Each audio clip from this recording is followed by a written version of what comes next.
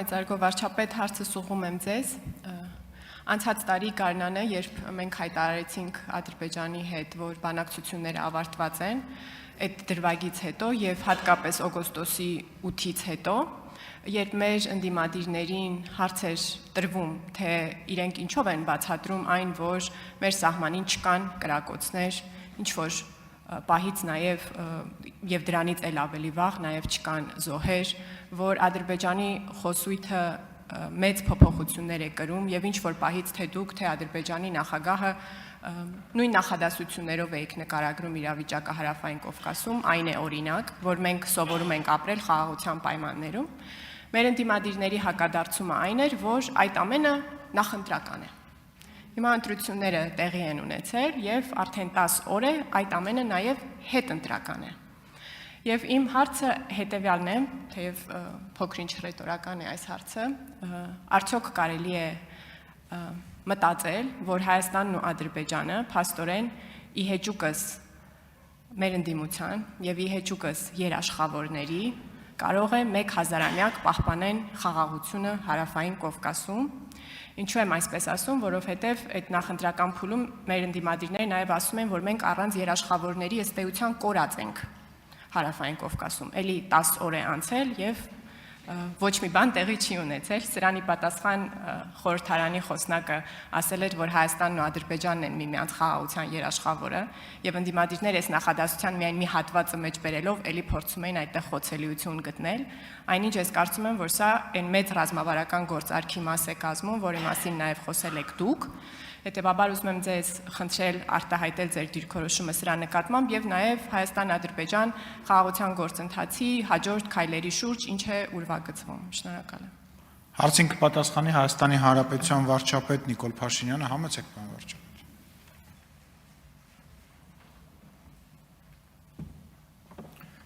Շնորհակալ եմ Տիկին Կարապետյան հարցի համար։ Մեզ համար ընտրություններից անմիջապես հետո շատ կարևոր էր, որ մենք խաղաղության գործընթացի դինամիկան չկորցնենք եւ նաեւ որովհետեւ ես ինքս էլ բնականաբար կառավարությունը գրեթե ամբողջ կազմով արձակուրդում է եղել նախընտրական քարոզության մեջ է եղել եւ process-ներ են տեղի ունեցել եւ շատ կարեւոր էր մեզ համար որ խաղաղության գործընթացը դինամիկայի մեջ ընկնի իր դինամիկայի մեջ, այս էր պատճառը, որ պարզվեց, որ այդ նույն ընկալումը կա նաև Ադրբեջանում եւ տեղի ունեցավ, կարծում եմ, արդեն հայտնի է, որ Ադրբեջանի նախագահի օգնականը եւ Հայաստանի անվտանգության խորհրդի քարտուղարը, ովքեր նախորդող շրջանում, այսինքն այդ ֆորմատը եղել է միշտ չէ, վերջին տարիներին, այսինքն մի քանի անգամ հանդիպումներ են եղել եւ երկուսն էլ ընդհանուր բանակցային process-ների իմ եւ Ադրբեջանի նախագահի հանդիպումներին հիմնականում ներկա են եղել եւ տեղի է ունեցել հանդիպում, այդ հանդիպման հիմնական նպատակը խաղաղության գործընթացի դինամիկան վերականգնելն է եւ այո դուք ճիշտ եք մեր փորձի վերջո ինչա ցույց տալիս ինչա ցույց տվել որ երկկողմ ուղիղ շփումները շատ կարևոր են ընդ որում գիտեք ինչն է հետաքրքիր որ այդ ձևաչափով երբեք Հայաստանի Հանրապետությունում կամ Ադրբեջանի Հանրապետությունում հանդիպում տեղի չէր ունեցել եւ առաջին անգամ էր որ տեղի ունեցավ Հայաստանում եւ ենթադրաբար հաջորդներ տեղի կունենա Ադրբեջանում եւ շատ կարևոր է որ սրանով ըստ էության Հայաստանը եւ Ադրբեջանը վերահաստատում են իրենց հավատարմությունը խաղաղության օրակարգին բայց ես ենթադրում եմ որ նաև այս օրինակ հարց կարա ծագի չէ Հայաստանի Հանրապետությունում օրինակ 100,000-ավոր քաղաքացիներ համարում են որ Հայաստանը 29743 քառակուսի կիլոմետրով պիտի բավարարվի թե չպիտի բավարարվի այսինքն այդքան 100,000-ավոր այդպիսի մարդիկ կա Ես պիտի ասեմ, որ չկան այդքան մարդիկ, չկան, այդքան ընտրակաշարք կա, ցավոք սրտի, այդքան մարդիկ, որ այդպես մտածում են, ես թույլ տվեք ասել, որ չկան, ու սա շատ էական հանգամանք է, Ու սա շատ էական հանգամանք է, եւ ես կարևոր եմ համարում, որ Հայաստանի կառավարությունը եւ խորհրդարանական մեծամասնությունը վերահաստատի իր հավատարմությունը եւ մենք վերահաստատել ենք մեր հավատարմությունը խաղաղության, ես դրա համար եմ ասում, սպառնալիքը տեղ է։ Սպառնալիքը տեղ է։ Այսինքն մարդիկ ովքեր, այսինքն այնքան մարդիկ կան, որ վերանայում են, որ այս վատ խաղաղությունա պետքա բան անել, հա, ուժով խաղաղություն բերել, այդքան մարդ կա Հայաստանի Հանրապետությունում, տենց մտածող։ Ես կարծում եմ, որ ոչ։ Ստեղ է, որ սպառնալիքը առաջացած, ես սրա համար եմ ասում։ Խնդիրը այն չէ, ով քանի մանդատ կունենա։ Խնդիրն այն է, որ այդ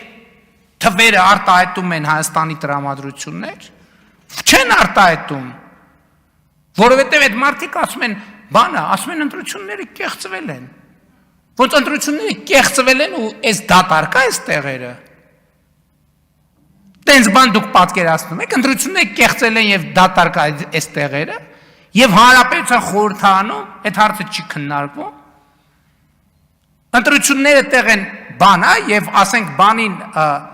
այն մարդուն, որ 2013 թվականից մինչև մի հացադուլա անում, ուրիշ երկրի նախագահի մայք են հագցնում են տանում ընդեղ, ասում դու այստեղ հացադուլա արա, մենք գնացինք խաշ ուտելու։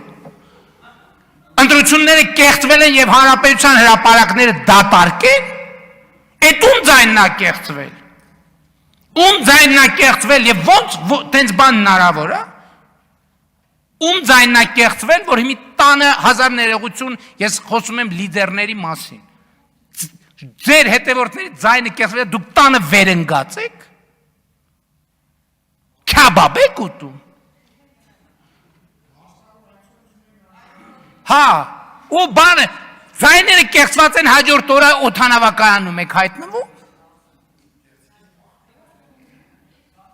Մենք ընդդիմադիր չենք եղել, ձայները, որ կեղծված են եղել, մենք հաջորդ օրը չամադաններս հավաքած օդանավակայանում ենք եղել։ Ում ձայնն է կեղծված, ասում եմ, դուրս եկեք հրապարակներ, ում ձայնը կեղծված է։ Դուրս եկեք հրապարակներ։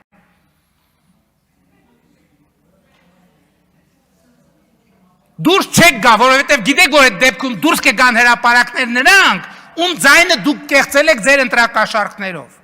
Այդտեղ ամեն ինչ կավարտվի։ Չնայած այդ ամեն ինչը ավարտվել է։ Ասում եմ, ում ձայնը կեղծվել է, դուրս եկեք։ Ես կոչ եմ անում, դուրս եկեք հրապարակ։ Որտեւ հաջորդիվ դուրս են գալու հրապարակ նրանք, ում ձայնը իրոք կեղծվել է ձեր լրտեսական ցանցերի եւ ձեր ընտրակաշառքների միջոցով։ Եվ ես առաջնորդնելու եմ այդ մարդկանց։ Այդ ժամանակ դուք հեղափոխությունը կտենաք։ Այդ ժամանակ դուք կտենաք ինչ է նշանակում, ոչ թե սիրո եւ բանի համերաշխության եւ թավշա հեղափոխություն, այլ կտենաք ինչ է նշանակում իսկական հեղափոխություն։ Կոչ եմ անում բոլոր նրանց, ով ասում է, որ մենք ձայն ենք կեղծել, դուս եկեք հրապարակներ։ Եվ տանը վերընկած այդ լիդեր կոչվածներին կոչ եմ անում, դուրս եկեք հրապարակ, դուրս եկեք ստեղ տենանք, ով եք դուք մի հատ։ Եկեք ստեղ, ինչի է ձեր նստատեղերը դատարկ։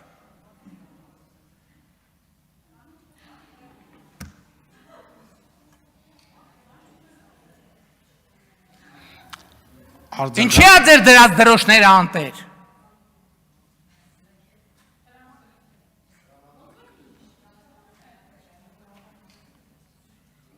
Ինչու մասներ հարցը։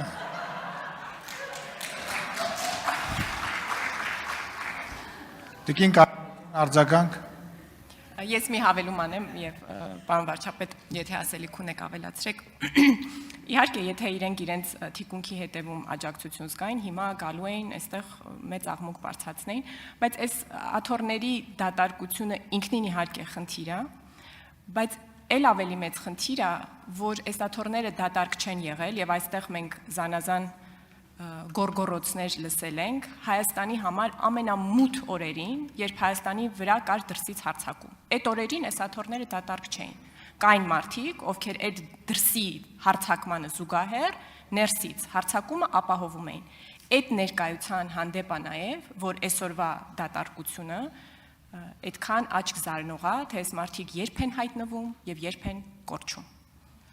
Չէ, այդ մարդիկ ասում են, որ եթե ԿՊ-ն վերարտադրվի, այդ կատաստրոֆա է Հայաստանի Հանրապետության համար, չէ՞։ Բա ԿՊ-ն վերարտադրվել է, իրենք գնացել են այս տներում վեր են ընկե։ Բա հայրենիքի ճակատագրի մասին ով է մտածելու։ Ով է մտածելու։ Ասում եմ, այն մարդուն, որ 2013 թվականից է հացադուլ անում, իմ գործընկերոջ նկարով մայք են հագցրել են, ասել են դու ստեղ հացադուլ արա, իրանք գնացել են բան։ Սա ու որը մեկը պտտվի լեզուն ասի, որ ԿՊ-ն ընտրությունների արդյունք է կեղծել, ղալաթ է կարել։ Ասում եմ, ում ձայնը կեղծվել է, թող դուրս գա հրապարակ։ Այդ դրանից հետո դուրս կգան հրապարակ նրանք, ում ձայնը դուք ձեր ընտրակաշառքով կեղծել եք, եւ այդ ժամանակ դուք կտեսնեք, ոչ մենք կտեսնենք, այլ կզգաք հեղափոխությունը։